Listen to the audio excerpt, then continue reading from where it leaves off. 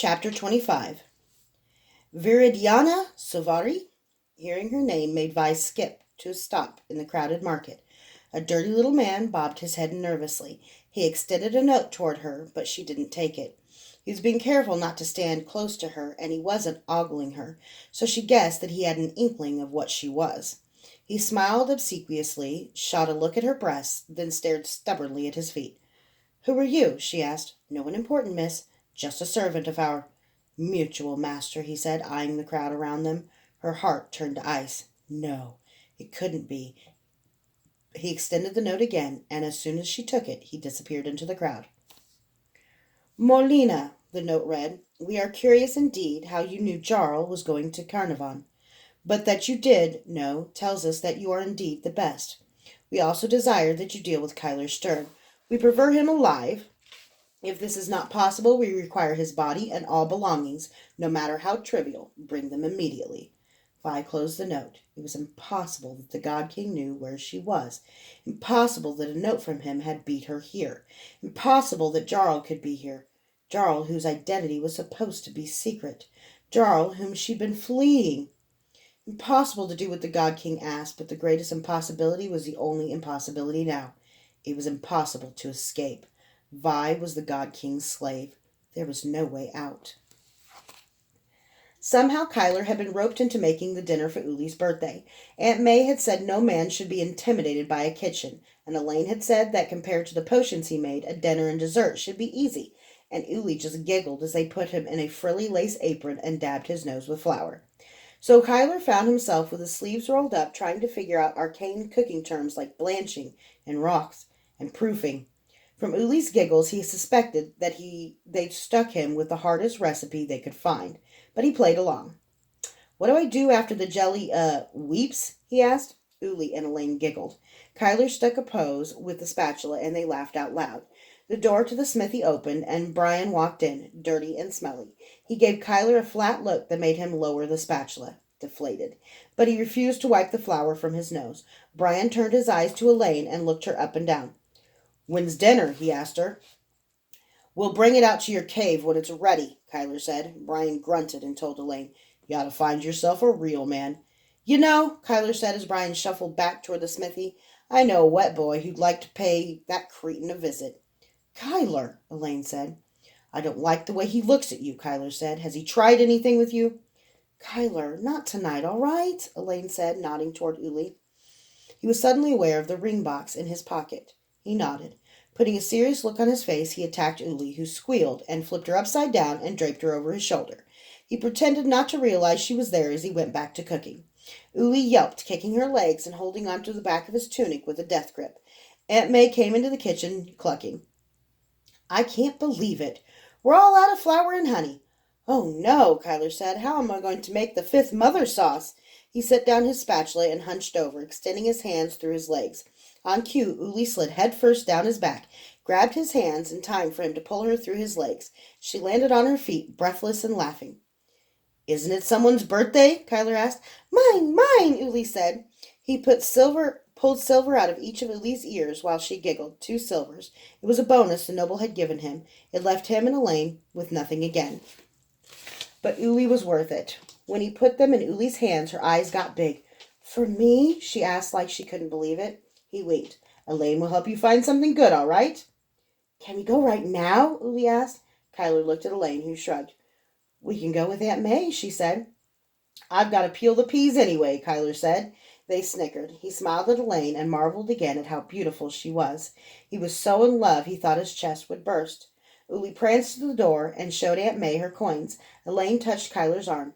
"Are we going to be all right?" she asked. "After tonight we are," he said. "What do you mean?" "You'll see." He didn't smile. He didn't want to give it away. If he smiled, he'd grin like a fool. He couldn't wait to see the look on her face. He couldn't wait for other things as well. He shook his head and went back to cooking. Contrary to what he'd said, the meal wasn't hard to prepare. It was just messy. He slipped off his ring and put it on the counter before he picked up the raw meat. There wasn't much romance about smelling like dead cow. Uli and Elaine and Aunt May had only been gone for about 30 seconds when there was a knock on the door. Kyler put down the spatula again and walked to the door. "What'd you forget this time, Uli?" he said as he grabbed a hand towel and opened the door. It was Jarl. Kyler felt like the wind had been knocked out of him. He couldn't believe his eyes. But there he was, lean, athletic, impeccably dressed, as beautiful a man as you'd ever see, his dazzling white teeth showing an uncertain smile. "Hey ho, Azo," he said. Why that greeting? Was Jarl just being cute, or was he also throwing in an appeal to their history together?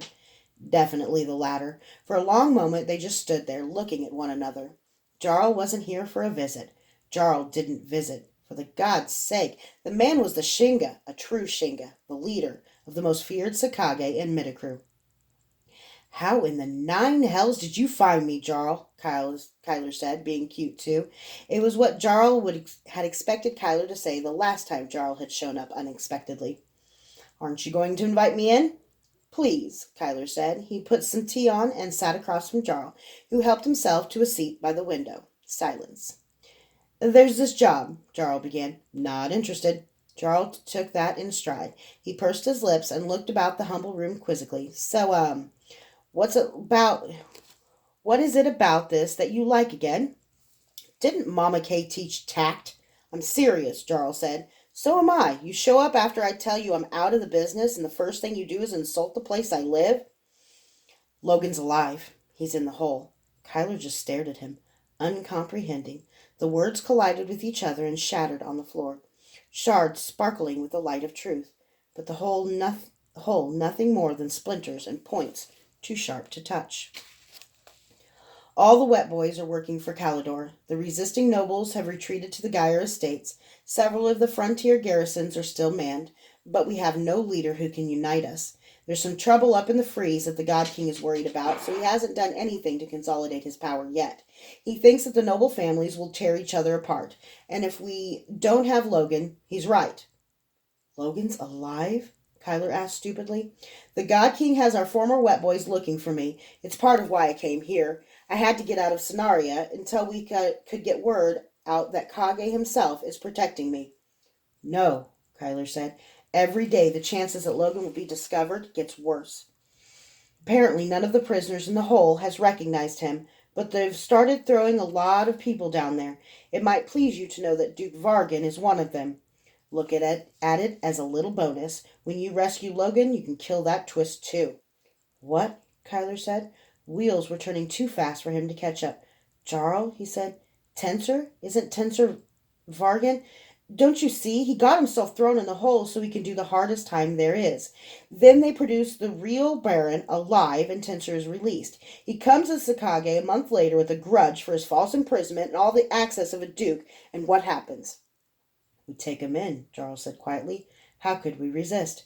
"And he destroys you because he's not Tensor Vargan," Kyler said. "He's Tensor Ursel." Jarl sat back stunned. After a minute he said, "You see, Kyler, this is why I need you. Not just for your skills, for your mind. If Tensor's there right now, he's only going to wait long enough that his stay in the hole is credible, and then he'll tell his father that Logan is there. We have to go now." The ring box was burning against Kyler's leg. He looked through the open window as Jarl spoke, seeing the city he'd hoped would be his home for the rest of his life. He loved this city, loved the hope here, loved healing and helping, loved the simple pleasure of being praised for his potions. He loved Elaine. She proved to him that he could do more good by healing than by killing. It all made sense, and yet, "I can't," Kyler said. "I'm sorry. Elaine would never understand." Jarl rocked back on two legs of the chair. "Don't get me wrong, Hazo, because I grew up with Elaine too, and I love that girl. But why do you give a shit what she thinks?" "Fuck, Jarl." "Hey, I'm just asking." Then he let the question sit, his eyes never leaving Kyler's face. The bastard. He really had been studying under Mama Kay for all those years. "I love her." "Sure, that's part of it." Again, that "I'm waiting" stare. "She's good, Jarl. I mean, like people aren't good where we come from. Not good because it will get her something. Not good because people are watching. Just good. At first I thought she was just made that way, you know? Like your skin is black and I'm devastatingly handsome." Jarl raised an eyebrow. He didn't laugh. "But now I've seen that she has to work at it. She does work at it, and she's been working at it for as long as I've been working at learning to kill people." So she's a saint. Doesn't answer my question, Jarl said. Kyler was silent for a full minute. He rubbed the grain of the wood table with a fingernail. Mama Kay used to say that we became the masks we wear. What's under the mask for us, Jarl? Elaine knows me in a way no one else does. Changed my name, changed my identity, left everything and everyone I've ever known. I'm all lies, Jarl, but as long as Elaine knows me, maybe there is a real me. Do you know what I mean? You know, Jarl said, I was wrong about you. When you got yourself killed saving Elaine and Uli, I thought you were a hero. You're no hero. Just fucking hate yourself. Excuse me? You're a coward. So you've done bad stuff. Join the club. You know what? I'm glad you did. It made you something better than a saint. A killer's better than a saint? What sort of fucked up Sakage thinking is it made you useful? Do you know what it's like in Scenario right now? You wouldn't believe me. I didn't come here to find a killer. I came here to find the killer. The Night Angel. The man who's more than just a wet boy because the problems we have now are bigger than any wet boy could handle. There's only one man who can help us, Kyler, and that's you. Believe me, you weren't my first choice. He stopped abruptly. What's that supposed to mean? Jarl wouldn't meet his eye. I didn't mean. What were you about to say? Kyler said in a dangerous tone. We had to be sure, Kyler. We were very respectful. I want you to know that. It was Mama Kay's idea. He used to be immortal. We had to make sure. You dug up my master's corpse? Kyler demanded. We put him back just how you buried him, Jarl winced. It was maybe a week after the invasion. You dug him up while I was still in the city? We couldn't tell you beforehand, and afterward, there was no reason to. Mama Kay said the body would be there, that Durzo had given his immortality to you. But when she saw him, it was the scariest thing I'd ever seen, Kyler. I mean, I was practically raised by the woman, and I've never seen her like that. Hysterical, weeping and screaming. Here we are, in the middle of the cloudy night. We'd paddled out to Voss Island with oars wrapped in wool, and she starts wailing out of her mind. I was so sure a patrol would come that I wanted to get her off the island immediately, but she wouldn't leave until he was just how you left him. Like Kyler cared that Durzo would be left on that damn rock. If they were going to dig him up, they could have at least brought him. Where? Home? What home did Durzo Blent ever have? How'd he look? Kyler asked quietly. Shit. He looked like he'd been in the ground a week. What do you think? Of course he did. Damn it, Master Blent. Why'd you give me your immortality? Were you just sick of living?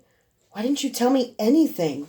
But then, maybe he had told him in the note he'd given Kyler. The note that had been soaked with blood, illegible. You want me to break into the hole and save Logan? Do you know who the God King keeps as his concubines? Young girls from noble families. Prefers virgins. He guesses how much humiliation and debasement each girl can take. Puts them in tower rooms with balconies where all the railings have been torn off, so the jump beckons every day. It's a game for him. Kyler kept his voice hard. Get to the point. He took Sarah and Mags Drake. Sarah killed herself in the first week. Mags is still there. Sarah and Mags were practically Kyler's sisters. Mags had always been his pal, always quick with a laugh, always smiling. He'd been so self-absorbed since the coup that he'd barely thought of them. Jarl said, I want you to rescue Logan, and then I want you to assassinate the God King. Is that all? Coldly amused. It was a tone Kyler had heard Durzo use 100 times. Let me guess. Logan first because my odds with the God King aren't so great? That's right, Jarl said angrily. That's how I have to think, Kyler. I'm fighting a war, and people better than us are dying in it every day. And you're sitting around because of what some girl thinks? Don't you talk about Elaine. Or what? You'll breathe heavily on me? You're the dumbass who swore off violence. Yes, I know about that. Let me tell you something. Roth made a lot of people miserable. I'm glad you killed him, all right? He fucked me up bad, but he doesn't hold a candle to his father, Jarl swore. Look at yourself. I know this hit is impossible. I'm sending you after a god, but if anyone in the world can do it, it's you. You were made for this, Kyler. Do you think you made it through all that shit you made it through so you can sell hangover potions? Some things are bigger than your happiness, Kyler. You can give hope to an entire nation. It'll cost me everything, Kyler whispered. His face was gray. You're immortal. There'll be other girls. Kyler gave him a disgusted look. Jarl's expression changed instantly. I'm sorry. I guess there will be other god kings and other Shingas too. We need you. Logan will die if you don't come. So will Mags, and so will a lot of other people you'll never know. It would have been easier if he had disagreed with anything Jarl said. Kyler had asked Mama Kay, can a man change? Here was his answer, and it sucked the life right out of him. All right, Kyler said. I'll take the contract. Jarl smiled. It's good to have you back, my friend. It's bad to be back. Didn't want to say it before, but have you done something to piss off the local Shinga? Jarl asked. He took Kyler's expression to be an admission. Because one of my sources told me the Shinga put out a contract on a Cenarian wet boy. He didn't know any details, but, I don't figure there's all that many Cenarian wet boys hanging around. The longer you here, the more you put Elaine and Uli in danger. Durzo had taught Kyler that the best way to cancel a contract was to cancel the contract giver. For Elaine and Uli and Aunt May and even Brian to be safe, Baruch Sniggle had to die. Kyler stood woodenly and went upstairs. He returned a minute later with a visage as dark as the wet boy grays he once wore. Vi looked at the bow in her hands, trying to convince herself to pull back the red and black arrow. She was on the rooftop looking into the midwife's home. She'd been there for an hour. Her back was to a chimney, and she'd wrapped herself in shadows. She wasn't invisible by any means, but crouched low in the dying light with the sun behind her. She was close enough. She'd come to Carnarvon to escape this. She thought the only way to not kill Jarl and still escape the Cod King's wrath was to kill Kyler. In the time she was away, Jarl would flee or be killed by another wet boy. How could he have come here? She wanted to shoot past him, shoot Kyler and pretend that Jarl wasn't there. Pretend that she'd never gotten the note, but she didn't have the shot to take Kyler down, and lies would go nowhere with the God King. Jarl sat right in front of the window. The window was even open. Vi was using a talent tension bow, a bow so powerful that only a person with the talent could draw it. So the red and black trader's arrow could have punched right through a window, through shutters for that matter, but she didn't even need it. Jarl sat there, utterly exposed. He never would have made such a mistake in Cennaria, but here he felt safe. He'd fled straight into death's arms. Yet she waited. Damn Jarl for his stupidity. If Vi didn't kill him, the God King would know. He would find her. Damn you, Jarl. Damn you for your kindness. Finish the job. Hugh Gibbet liked to torture his debtors first, but he only did it when he was sure he wouldn't be interrupted. Hugh Gibbet always finished the job. The perfect shot never comes. Take any shot that kills. Cursing under her breath to activate her talent, Vi stood and drew the arrow to her cheek. It moved her out of the silhouette of the small chimney into the dying light. She was shaking, but it was barely 30 paces. Damn you, Jarl, move, she said. She could run away. In Gandu or Ymir, the God King would never find her. Would he? She couldn't believe it. She had told no one she was coming here, left no sign, and yet he knew. If she fled, the God King would send her master after her, and Hugh Gibbet never failed. For everything that Vi's beauty accomplished for her, the one thing it made nearly impossible was hiding. She never worried about disguises. She never thought of it as a weakness, until now. Come on, Kyler, she whispered. Just walk in front of the window, just once. She was shaking violently now, and not just from the talent burning in her, not just from the tension of holding the bow drawn for so long. Why did she want Kyler dead so badly? She saw a leg dressed in wet boy grays, but no more appeared. Damn it. If Kyler was going out, she was in serious trouble. She heard that he could make himself invisible. But that was just the typical wet boy lies. They all bragged about their abilities so they could drive prices up. Everyone wanted to be another Durzo Blint. But this was Durzo's apprentice, the man who'd killed Durzo. Fear gripped her. Jarl's face was drawn with compassion, sorrow, at that look. That look she'd seen before when Jarl had taken care of her after Hugh Gibbet came in to test the new skills Mama Kay had been teaching her and found her lacking and beat her senseless and violated her in every way he could imagine. At that look, Vi's vision went blurry. She blinked and blinked, refusing to believe it was tears. She hadn't cried since that night, since Jarl had held her, rocking her, helping her put the fractured pieces of herself back together. Jarl stood and walked to the window. He lifted his eyes and saw Vi, her dark silhouette limned with sunlight. Surprise lit his eyes, and as it was followed by recognition, well, that other wet boy had a woman's silhouette. She could swear she saw her name on his lips. Her fingers went limp, and the bowstring slipped. The red and black trader's arrow leapt across the narrowest of chasms, the distance between a wet boy and her debtor. It cut a red path through the air as if the night itself were bleeding.